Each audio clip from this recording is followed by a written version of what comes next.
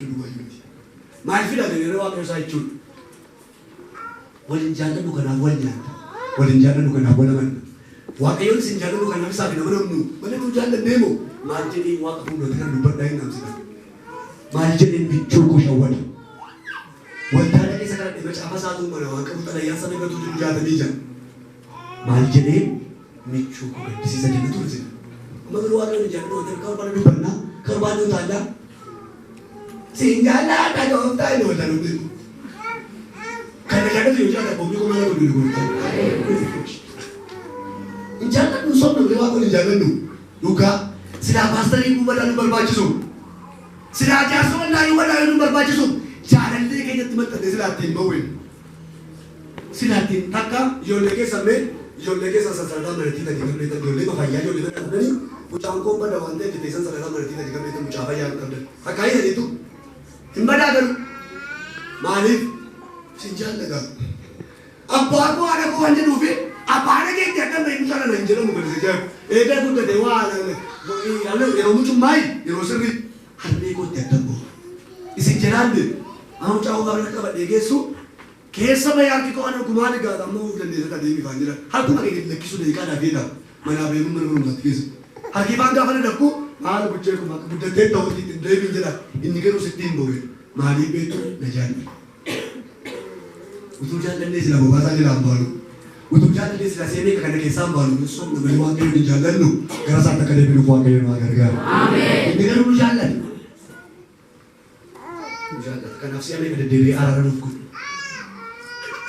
kana si ame ka diga na dewi se kana pa manu ma ka sini tu jalan sini tu Abang kan sering terbatuk kaku wadah boleh saya boleh tiga saja wajib nanti ada mana bawa mana wajib wadah kan kita rampat wadah satu yang ada di sana Tok komo enyuma kan sosi lufan enyuma damuma komportama sama dijadi jira onde sakala gani wajib rubi amana muna tamme enyuma santa kanu garu enyuma hara akan fakati wa itu sa misan enyuma kan sosi lufan enyuma fura di sana nang kaya amana aku luar enyuma sana nang kaya amana nugaru enyuma Kristus nu kesan jiru nus Kristus kesan jiru Kristus itu sinjiru namun tu orang suante kenapa menunggu malam dengan sejauh amanu mautan aku doa amin kenapa amanu malam itu lah kerana sana dia tunjuk tu berbeza jalan tu kaku wadah milik enyuma Kristus nu kesan jalan jiru wakai makan berawat ini nama fan dari duba itu muru amanu malam abu lubotan dari duba itu muru amanu malam abu lubotan Ada saat ini kereta baik kalau orang dekat lah seperti kerana saat ini boleh dengar berusaha. Kalau saya kebab sini kalau kereta saya juga kalau boleh kerja kamu kerja boleh terus pada demo sering di boleh kerja ayana orang kayu lu kerja boleh kerja kamu kerja berusaha. Kalau saya kebab sini kalau kereta era frana ada keru baru semua bersih dekat lah masa itu baru mana kereta itu. Aman umar ada boleh botai lah kerana. Bukan nak kalau kau saja anggap bukan nak kau saja ini. Lagi mereka semua tu kalau kursa jam, enggak benar ada kursa ini.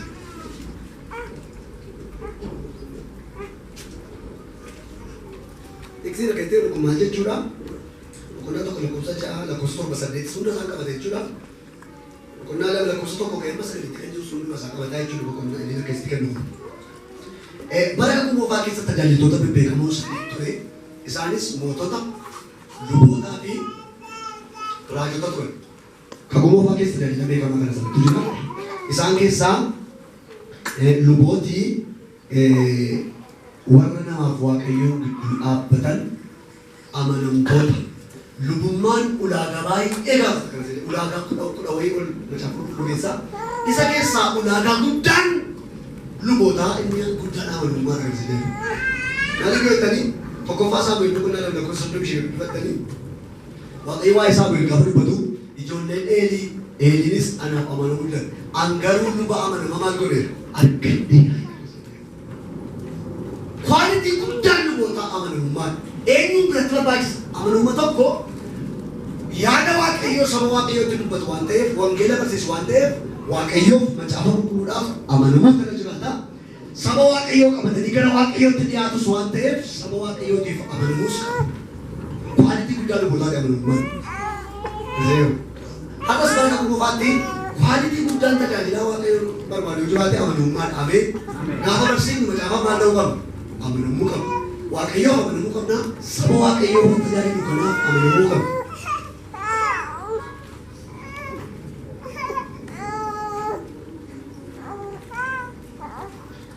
Luboonni yeroo isaan amanummaa dhaban argitu. Baay'ee si gaddisiisa. Warri waaqayyo ofitti taasise isaan uummate. Warri waaqayyo ofiisaaf saba isaa gidduu isaan kaa'e. Yoo ana hin argan ta'e luboota gaafa argan luboota keessatti na argu jedhee tajaajiltoonni waaqayyo bakka keewwate yeroo isaan amanummaa dhaban argitu. Lubooti. Akka waaqaatti ilaalamu lubooti. Afaan isaanii afaan waaqayyooti. Karaa isaanii hojii hojjeta waaqayyo. Karaa luboota kanaa sabatti mul'achuu barbaade waaqayyo. Saba Israa'el 12 keessaa sanyiilee warraa keessaa filate waaqayyo. Gaafa jalqaba filaman si yaadatu warri kan waaqayyoo taatan akkas goraa jennaan saba keessaa gara kophaatti goranii nuyi waaqayyoo adda baane jedhanii warra kakuu furanii. Garuu warruma jiru jedhaman to'annoo mana qulqullummaa keetti aananii dhaabbachuu qiddisa qiddisaanii lixuun illee luboota keessaa hangafa lubaatti biyya ootu. Warri kaan achi fagoo dhaabbatu turan waaqatti dhiyaachuu kakuu waaqayyotti dhiyaachuuf warra carraa argateetu amanamuu dadhabe kan isa jedhan. Bara keenya ammaa kana fakkaata. Bara ammaa kana amanummaa dhabuun numoo musliimotatti caala. Amanummaa dhabuun numoo musliimotatti caalaa hin jiru. Nuti hin caalu. Suuqii kan eenyu filataa jiru. Mi'a quality sirrii kan fidu miizana sirrii kan qabu isaa yaa jiru. Suuqii keenya irra darbaa jiru. Nuti caalu. Nuti warra karaa keessa suuqaa beeksisu. Amantootuma keessaa immoo amanummaa dhabuun immoo tajaajiltootatti caala. Nuti gosa qaboo baay'ee. Macaafaa fi nama namnu gaafa tajaajilu. Saba waaqayyoo fi nama namnu. Tajaajilaa beekamaa tokko tokko mucaan dhugaa bareedu tokko bira kaa'anii kadhadhuu fi gorsitu jedhanii waan biraatti qabu. Gaafa namni jechuudha. Waaqayyo nu gargaaru. Amanamummaa dhabuu isaaniitiif sababi isaa maal jedhaa qabaddaa. Baay'ee murteessaa qabattee. Maaliif amanamummaa dhabu? Waaqayyo isaan filatee jiru. Waaqayyo addaan baafatee jiru. Yaadi waaqayyo irra jiru. Sabi kun maaliif amanamummaa dhabanii laata kan jedhu ijoodha wantee wal qabata kana maaliif laata? Maalirraa dhufee waaqayyo amanamuu dhabuun inni jalqabaa wanti inni irraa dhufee waaqayyoon tuffachuu isaa irraa dhufe. Boqonnaa tokko lakkoofsa ja'a. Waaqayyoon tuffachuu isaa irraa dhufe. Nama waaqa tuffate isaa fuudhan. Waaqayyo garuu waaqayyo guddaadha. Nama garuu tuffatu jedhamti. Nama gad deebituu nama nyaatee mana bichaa hidhatuutu waaqa mara manaa tuffate. Waan isin kun abbaa manaa manaa tuffannanii nama namu haati mana abbaa kuma. Hiriyaa wajjin jiraatanii kan muudii koo balleessanii tuffannanii nama namtanii. Hiriyaa kabajanii yeroo nama namu. Sabi kun waaqayyoof amanuu dadhabuu samaanirraa ka'ee tuqaa jalqabaa jettanii waaqa tuffatan. Yoo amanameenis yoo diineenis maal godhamu? Nama waaqa tuffate. Nu waa fayyisu. Boqonnaa tokko lakkoofsa ja'a akka jedhu. Waaqayyo gooftaan maccaa luboota warra isa tuffatanii jedha. Warra isa tuffatanii. Warra isa tuffatanii amanamuu fi dhiisan. Warra isa tuffatanii yaada isaa tajaajiluu dhiisan. Tuffiirraa dhufe. Utuu waaqayyoon hin kabaju ta'ee hin amanamuuf turan. Utuu waaqayyoon hin jaallatu hin sodaatu ta'ee hin amanamuuf turan. Amma garuu waaqa tuffatanii waan jalqabaniif waan tuffataniif akka itti amanamuudha. Wayyaana keessaa wayyaa sagantataniif nama namtu hedduu. Miti wayyaa dhugaa keessa taaksii yoo ta'e nama namtuuf wayyatti ilaalu. Yoo farafaangoo lataa yoo isin jedhani ayee kan biraadhaan hin deemaa jettu. Gaafa wayyaa sammuu fakkeettanoo farafaangoo bara nama keessa gaatu itti hideessu. Wayyaallee wayyaa sammuu keessatti iddoo qabuu fi lafa teessanii fi nama namtu. Gaafa ni ijjitan illee bishaan booruudhaan hin miiccu uffata kun adiidhaa jetti. Uffata isa tuffatan garuu boorumaan lafatti iyyuu miiccitu. Birriitti sirriitti jiru furdaan yoo ta'e yookaan keessa keessu yoo as keessa ta'e nu akka keessa jettu birrii furdaan yoo ta'e birrii sadii birrii shambaatti yoo ta'e garuu yoo fudhattes banaan dhimma qabu yoo ta'e kabajuurraa ka'a amanamummaan kan isin jedhu dhuguma isin jedhu. Mana keessan hin jaallattu kabaju yoo ta'e waaqatti kun barbaadan garuu qorqorroo waan biraa yoo ta'e yoo biyyoo itti facees yoo dhoqqee itti facees mana baaleetti mana keessi nama ofitti abduu la'uu jettu. Kabajuurraa jalqabaan jedhe amanamummaa kan isin jedhu dhugaa. Tajaajiltoota keessanii kabaju yoo ta'e kaadha yoo sirriitti ufan ija cabsattuu gadi ta'e dubbiftu. Hin amanamtuufis waldaadha akka jedhamee dubbatamee ture barumsa jiraa jettu yoo kabaju ta'e. Garuu kan maqaa ibsaan jettu yoo ta'e yeroo barumsaa ta'an illee dhuftan hin kabajan waan ta'e. Kabajuu jalqaba. Waaqayyo waan tuffatanii amanamuu hin dandeenye. Nuti haa ta'u Waaqayyo amanamuu danda'u keenya irraa kan ka'e baafnee dubbannu walii Waaqayyo ni tuffannu jettu. Sabni kuni Waaqayyoon tuffanneerra hin jenne garuu mee maal godha beektu Waaqayyotu akkasirra deemaa hin dhaane inni immoo kanuma jedhanii akkasirra deeman isaa. Aarfannaaf dhiyaatu mudaa kan hin qabnee dhahinnaani rakkoo qabaa boqonnaa naafas fidaa jaamaas fidaa rakkoo qabu harsaan dhiyeessi dhahan tuffiidha. Of eeggachuu fi dadhabanii kabajuu dadhabanii.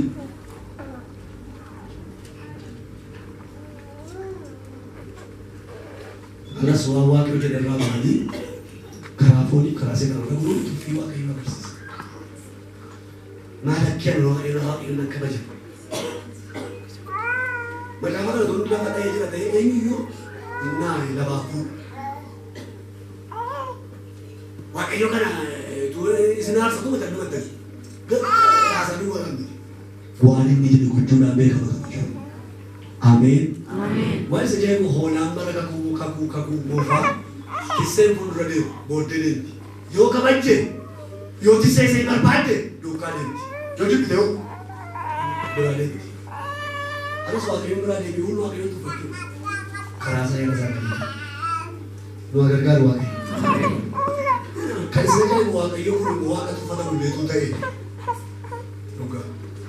Utuu sareen fayyaallee bukoo nyaattee namatti jaarti. Sareen kun hojjetaa tokko bukoo nyaattee baanaanii. Tumanne sareen kun fayyaa bukoo nyaattee. Utuma illee namni Waaqa tuffatu nama Waaqa lolii ta'e sila rakkoo jiru. Amma garuu beeku. Nama beeku.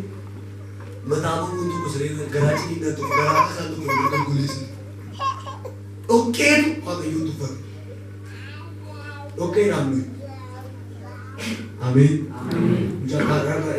Shuferi itu kurang dari orang sendiri taksi ke senjata.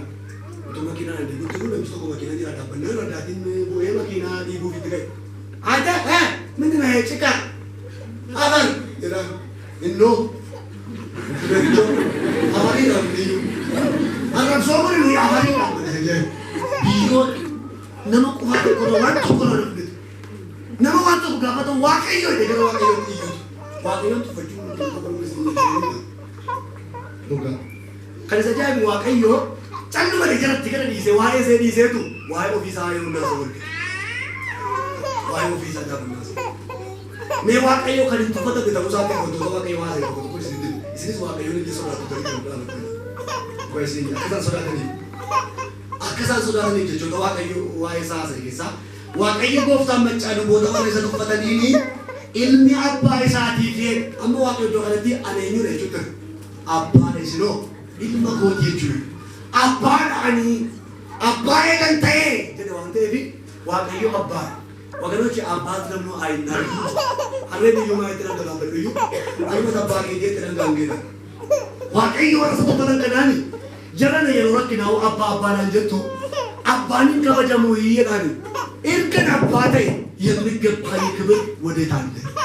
ulfinaaf ta'u eegee eessa jira? Kan abbaa eegan ta'e abbaaniin kabajama maaloo bee abbaaniin kabajamaadha. Abbaaniin kabajama abbaa isa waaqaa miti abbaanni foon iyyuu kabajamuu qabudha. Abbaa maaliif kabajama beektu? Abaanuuf eebbisuu waan danda'uuf hin kabajamu. Dhaalchisuu dhiisuu waan danda'uuf hin kabajamu. Abbaa mirga guutuu waan qabuuf hin kabajamu. Hin argate waan ta'eef dhoqqee itti xaragee fincaan duraa itti xaragee guddise waan ta'eef hin kabajamu. Abaaruu danda'a eebbisuu danda'a. Hiimee abbaatti tuffatte kun si eebbisuu waan si abaaruu si danda'a deebii abbaa kee kabaji. Deebii abbaa kee sirraa bilbilisa gosi danda'a. Eebbisuu abaaruu danda'a. Dhaalchisuu dhiisuu danda'a. Abbaan inni karaa ilma isaa Yesuus Kiristoosiin kaleessa mootummaa koosii kenneera siin jedhe har'a si daawwachuu danda'a siin jedhe. Kanaaf abbaa kee kabaji. Ameen. Mee Waaqayyo abbaadha kanaaf kabajamuun isaaf hin taa'edha. Waaqayyo abbaadha kanaaf kabajamuun isaaf hin ta'a. Abbaadha sodaadha. Eebbisuuf abaaruu danda'a. Gossuuf lalisiisuu danda'a. Ulfeessuuf salphisuu danda'a.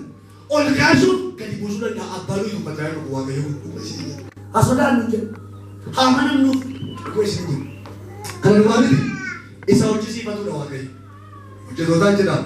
Waaqayyo gooftaan mancaa luboota warra isa tuffatanii ilmi abbaa isaatiif hojjetaan isa hojjisiifatuuf ulfina kenna erga ta'ee abbaa eegan ta'e ulfinna naaf ta'u meerrare ergan isa hojjisiifatu ta'e sodaatamuu naaf ta'us meerrare luboota kan hojjisiifatu eenyuun Waaqayyoon hojii kana kan isaan dhaabe eenyuun Waaqayyoon hojii kana burmakaa'in kana fuudhu eenyuun Waaqayyoon isa hojjisiifatu waan isin kun isa hojjisiifatuuf namni rooba harree waajjira keessaa jiru.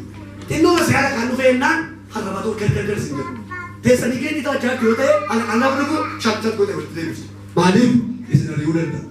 Maaliif miidhaa sirnaa hojjisiisuu danda'a? Inni hojjisiifatu. Keessumaa immoo paabliika waan keessaa hojjetan abbaa qabeenya gaafa dhufu gargar maaliif isa hojjisiifatu ari'uu danda'a? Akka dhaqqabee gurbaan kun akka dallaa kana keessa geenye jechuu danda'a. Kanaaf hin kabajamu. Gabaabduu nageenya qe'ee itti leeraa kenna jedha gaafa ishee dhuftu shafaafaa malee yoo ta'e gaafa inni makiinaa keessaa bahee dhufu isuma akka babbareedutu hollatu maaliif aaboo qaba hojii isaa irratti hammas waaqayyo waltajjii isaa irratti hojii isaa irratti aaboo qaba adiin jettu hammas aaboo qaba dhugaa luboota kana hariyee waardiyyoota godhee beekamu saafuu hunduu keessa dubbatan eegaa asitti taatan ta'e qora dhugaa dhaqaa alaa eegaa galee waardiyyaa godhee beeka luboota oromoo qulqullumaa keessa bulan akka godhee beekama oromoo caafa kennan hariyee beeka har'as tajaajiltoota warra isa tuffatan har'as faarfattoota warra isa tuffatan har'as geggeessota warra isa tuffatan har'as raajota ergamoota wangeelaawota barsiisota qeessota warra isa tuffatanii uleen isaa ka'ee isaan haare waaqayyoon deebi'e isa hojjisiifatu danda'a inni hojjisiifatu adeemsisuu danda'a hojjisiisuu danda'a miidhaa rakkisuu danda'a dabaluu danda'a diimooshin yookaan gadi buusuu danda'a ol kaasuu danda'a.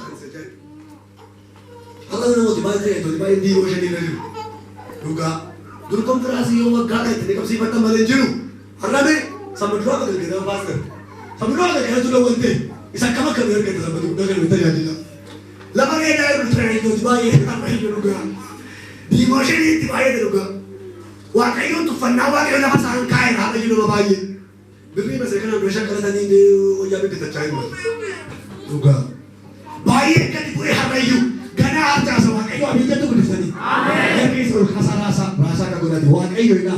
Waaqayyo. Hojjettoota warra filate. Hojjettoota warra filate. Warra saamaman moodidan. Warra saamaman. Warra sa tuffatan. Warra sa tuffatan. Harka ka godha hinal caasa ina. Hinal caasa caasa. Kama jamu tana siar caasa si yusi dabalata nama ana yu dabalata wajib kedua. Kuma sini. Nama berapa sih? Sakit kuda aja dia. Sisi dabalata kuda itu. Ada sisi dabalata nama juga. Isa hojjisiifatu waan ta'eef tuffatamu waaqayyo. Takka abbaan qabeenyaa tuffatamee beeku. Abbaan qabeenyaa ayyaana waaqayyoodha. Abbaan faarfannaa, abbaan mul'ataa, abbaan barsiisaa, abbaan ayyaana isaa. እንዴት ይናቃል? የቅባቱ ባለቤት አባት እሱ ነው። የሚያሰራ ለስራው የሚያሰማራ እሱ ነው። አሜን። ከናብዛ ተፈተኒ ተጃጅሉን በረከደ ወዴት እንደዳሙ ኢየሱስ ክርስቶስ አሜን። ሰው ጅሲፈት kana qofa miti waaqayyo kan tuffatame ta'uu isaa macaafa keessaa kan ibsu waaqayyo gooftaa maccaa jechaa jirudha. Kuni kutaa kana keessatti jechoota baay'ee tiin ta'anii keessa jechuudha guddaa. Waaqayyo gooftaa maccaa. Waaqayyo gooftaa maccaa jedhu kuni